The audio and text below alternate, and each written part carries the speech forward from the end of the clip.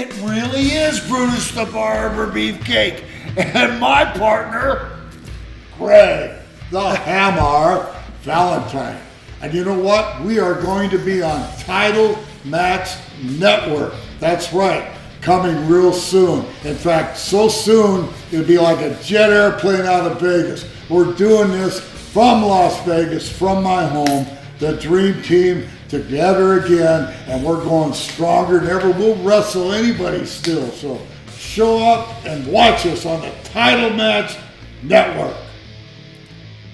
Where was the first time you guys met, and how did this friendship begin? Well, I think Brutus came over to my house, right? Yeah. He came over to my house. North Carolina. And we smoked a joint, and we were friends forever. You know, he's a good, mellow guy, and you ought to see him. You know, you think he looks good now. He looked really good back then. All the women were chasing him, and I was jealous about that. But I got the ones that bounced off of him, so I'm just kidding. Everything's kidding right here. But yeah, I met him, so I think in 1977 at my house. And then he was in and out of the Mid-Atlantic, and then I ran into him again in New York when I think it was around 84, 85. And he came in as Brutus Beefcake, and I didn't even know who he was. The end of '83, Greg. Okay, it was? Early '84. I didn't know who you were, though. Yeah. Well, because I changed my look. But you told me. And nobody knew who I was. Because you were Dizzy Hogan before then. Exactly. Last time I was seen in that area, I had a long, not a long, but I had Were you Dizzy Hogan in Charlotte? I thought it was something else. Eddie Hogan, yeah. Yeah, Dizzy Hogan. Okay. I had a beard, blonde hair and a beard.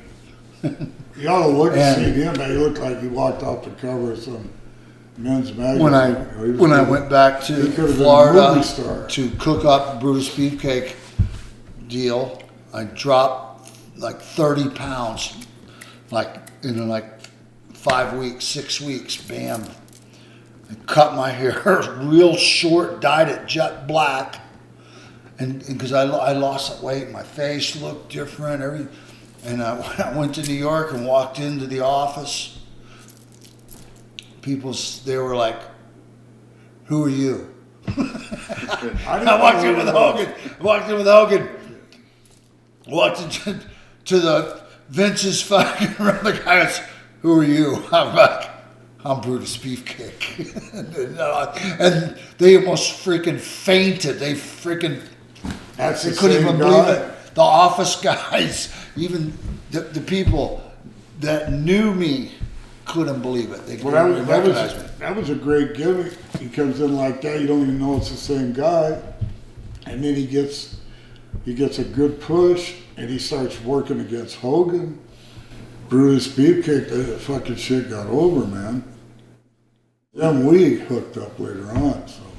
Did you guys plan on this before you actually came together? No, it's just, you know what, it's just a good thing it happened because in the meantime, I moved from Charlotte to Florida, and I was right down there by him, so we were friends anyway. And then when they put us together on the road, before the Dream Team name came out or anything like that, they put us together a lot, and that was a lot of fun because we'd have to get the rent-a-cars together and go do the thing and fly on the airplane together, and it was good.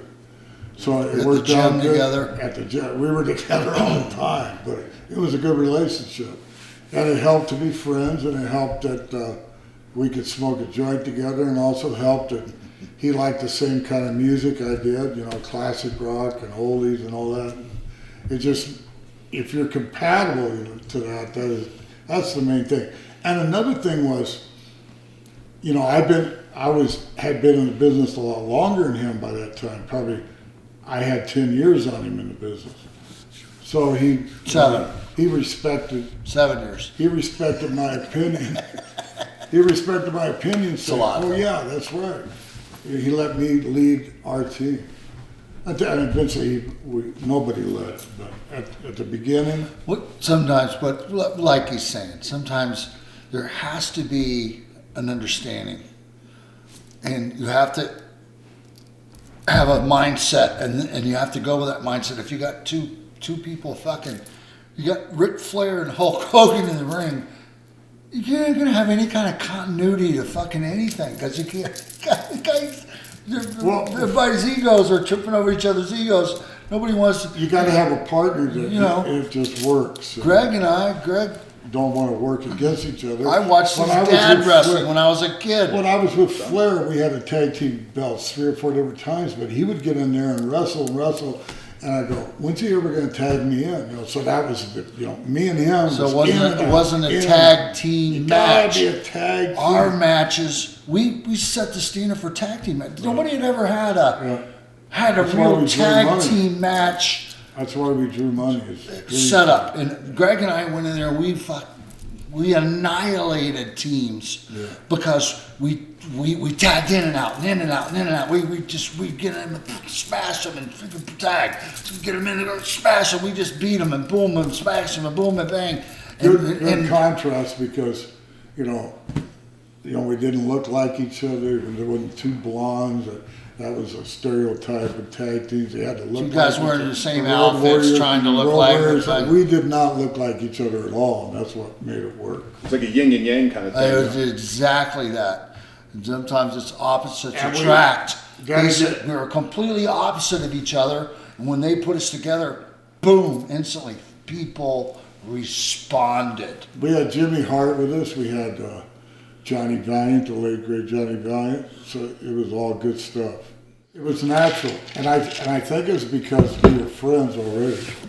And George Scott, I'm going to give a shout out for him. He was a good booker in there. Came in from Charlotte, and he kind of had this vision that he wanted to put when Brutus was done with Hogan.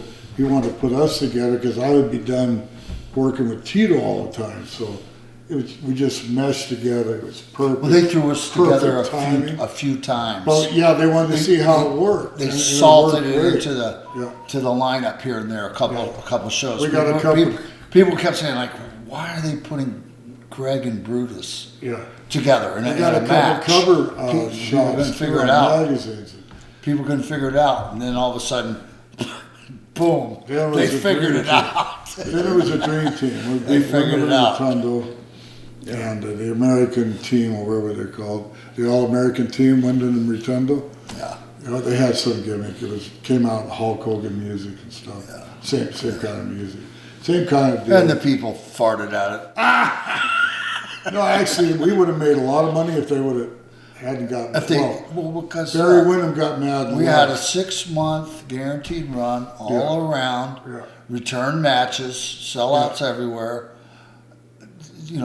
We could have even gave the belts back to them. It didn't matter. But it was better with the heels having the belts, with the baby faces chasing. All the time, because you got Hogan as a baby face with a belt. You got to have tag team with thousands of dollars, hundreds of thousands of dollars lost. Because one of the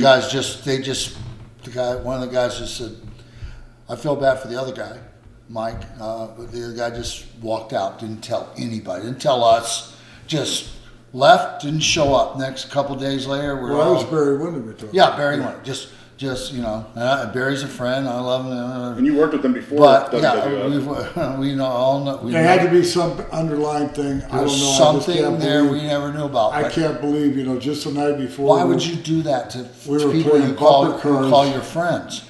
We were playing bumper cars downtown Baltimore. I turned around, someone was bumping my car, and it's Mike Rotunda and Barry Windham bumping we had Lincolns that we rented. And finally, God, man, they're messed up. So I drove away and then got away from them. And the next day, Barry got on the airplane and flew home and quit. Just like that? So he snapped. Something snapped. No reason. Could have been a woman thing. It could have been whatever. CCW hired him right away, so, he knew he could go somewhere. But it kind of messed up our deal. That's when we created with the help of, I think George Scott. The British Bulldogs. The Bulldogs. With a young up-and-comers team coming in, but they were not ready for prime time. But we made them ready. TV. But it took 6 months to get them ready. Yeah. In 6 months, boom. And now, by the time we got them ready, then we had to put their asses over. Which was a mistake, because then everything, the Bulldogs couldn't do an interview. They had to have captain. The captain was in left field. He couldn't do an interview either. So, let's face it, the folks, the people at home want to see the good guys beating the bad guys and winning the belts. They don't want to see the good guys with the belts fighting for their lives from the bad guys, right, and then winning by the skin of their teeth or whatever every night. They want to see the good guys beating up the bad guys. And with us having the belts, they could beat us up every night. Right. And then, but on a technicality, we kept the belts. Yeah, we sneak out. And so you accomplish many things by doing that. You send the people home happy at the show because they got to see the good guys beating up the bad guys. But the bad guys didn't have to give up the belt. See, and we lived to fight another day. And the next day and the next day and the next day. You're talking to two guys that really love the business, not just love the money. Love the money, that's a big motivator, but we really loved the business. And I love being on the road. I love going out there, the rock and roll band, like a rock and roll band, just keep going and going.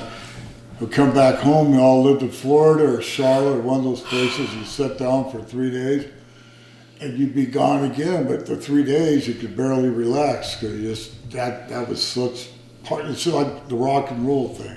It's just like, man, you're on tour, you just keep going. Only thing is ours was a never-ending tour. We wrestled at Thanksgiving, we wrestled on Christmas. Yeah, you didn't get time off to make a new album. We also wrestled on matinees in certain seasons on every weekend of matinees. No, we Saturday did and Sunday. Saturday, Sunday. Yeah, Saturday, Sunday. 4 shows. Matches in 2 days. Right, and then on television days, we did in between. 4 matches a day, 2 days in a row. Every 2 weeks, we did TV doing 8 matches in 2 days. And we'd be flying with Hogan Lynn. And then boom, bam, boom. He'd be doing the doubles too. Well, we're all smoking the same weed. We didn't sleep much for a couple of years there. And a cigar now and then, and some cognac, red wine. You mentioned earlier about how when Barry Windham left that things had kind of changed a lot. Do you know what the plans were going forward for the Dream Team at this time, what you guys had laid out before this happened? Because I know Dan Spivey was put in the spot. I was going to see how that kind of changed the chemistry for your matches. Well, Dan's a great guy, and we love Danny. Danny's a Tampa boy. He was in a bad spot. It was okay, but they wanted to see Barry, and he was thrown in there, and he looked like Barry, and everybody knows he's a lot tougher than Barry. This motherfucker was tough. Oh, he's a bad man. You don't want to mess with him. But I don't know. It started getting over, but then they switched it all of a sudden. I don't know. Someone said, "Hey, let's go a different direction. Let's take these 2 Bulldogs." And then so we put them over on TV, on national TV, but it was a non-title match, and they did this spectacular thing where they put Beefcake in an airplane spin, and they backed him up, and the one guy jumped off, or no, it could have been me in the airplane, whatever. They double thinged off the top rope, beat us 1, 2, 3, but they didn't win the belts. And Captain Lou was the manager, and it took off, and the people believed in it because of this crazy thing they did. I probably got some film over there. So now we're going everywhere, and we're selling out everywhere for the World Tag Team Championship. No tag team had ever done that before. We were selling out without Hogan being on the card, or Macho Man, or anybody. It's usually they think a single main event outdraws a tag, but in this case, we did the same or better. We sold out all across Canada, anywhere. Anaheim, California, we sold out, for Christ's sake. Anaheim keeps coming up.